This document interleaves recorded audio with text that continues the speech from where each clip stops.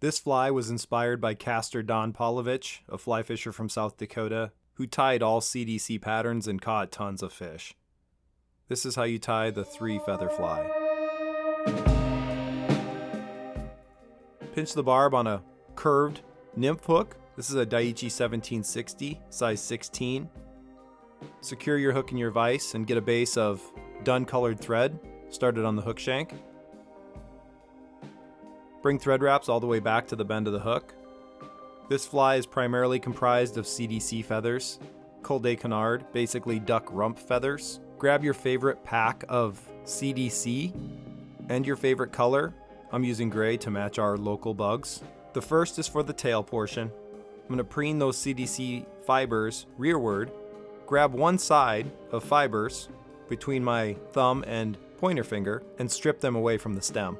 Bring those fibers to your vise to be tied in on the back portion. No need to measure these CDC fibers, just get them captured near the bend of the hook shank and bring wraps of thread forward to cover the butt ends of CDC up to about 3/4 point of the hook shank.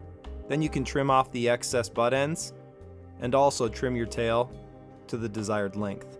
Next, I'm going to tie in a wire rib. Larva Lace dead soft copper wire works great for this. Capture the wire rib on the back side of the hook shank and bring thread wraps forward to secure the wire to the top of the hook. Once you get to the front 3/4 portion, bring your thread back to the original tie-in point. Next, for feather number 2, we're going to tie in another full CDC feather, capture it on the back side of the hook, around the base of the feather just because it's easier to capture it that way, and then pull the stem until just the tip of the CDC feather is captured under the thread wrap. Make securing thread wraps as you go forward and leave your thread hanging at about the 3/4 point. Then you can twist that full CDC feather between your fingertips and begin making wraps forward to create the body of this 3-feather fly. Make even touching wraps with the CDC feather as you move it forward, not minding if a few CDC feathers are poking out as you wrap this body material on. You can always clean it up later. Once you get to the 3/4 point with your feather, make a few wraps of thread over the top to capture it down and then a few wraps in front before trimming off the excess CDC feather.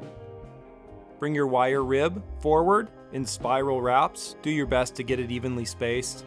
It's easy to unwrap a few times if you need to go back and alter the spacing of your wire rib. Probably a technicality that's not significant to most fish, but most anglers probably care more.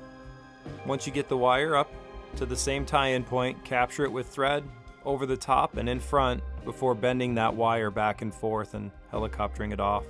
The next step is a slight deviation from caster Don's pattern, but I like to tie in a wing case. And since this is an emerging bug that's going to be near the surface film, I tie in a piece of pre-cut Larva Lace foam, trim a piece from the pack, and capture it down on top of the hook shank. We need to doctor the third CDC feather before bringing it to the hook. Start off by stripping one side of fibers from the stem to leave it bare, and preen the other side to make them even. I'm going to take a pair of sharp scissors and just trim all of those CDC fibers to be equal length. I cut mine just to be the length of the shortest CDC fibers on the feather. Spin your thread bobbin counterclockwise to flatten out your ultra thread. Use your thumb to splay out the fibers and a bodkin to poke through the center portion of the thread to create a small loop. Insert those CDC fibers from that third feather into your loop and allow it to close on either side. Then take your sharp pointed scissors and trim off the stem portion of that CDC feather.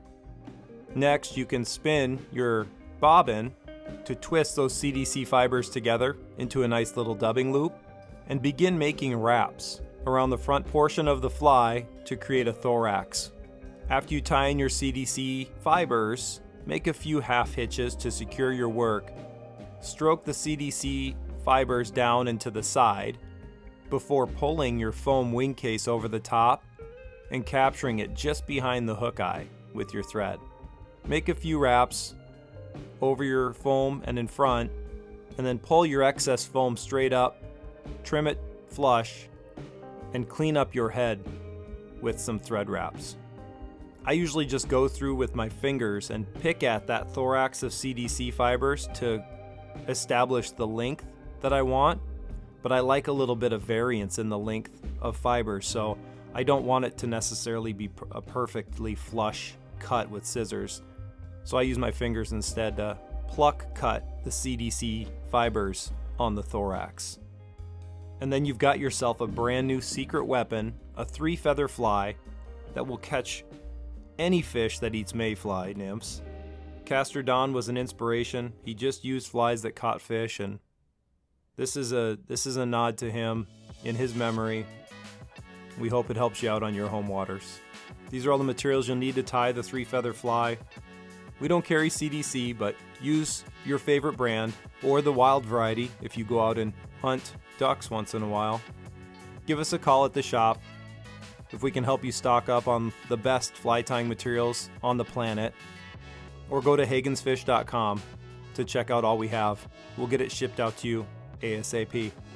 Please help us spread the word about Larva Lace fly tying tutorials and Larva Lace products by liking this video, subscribing to our channel, and sharing it with your networks. We are on social media. Check us out on Facebook and Instagram. Both Hagens and Larva Lace have pages. Let us know what you like about our products and let us know what you think we need to do better. We appreciate you being a part of the Larva Lace community. Here's to tight lines and well-tied flies.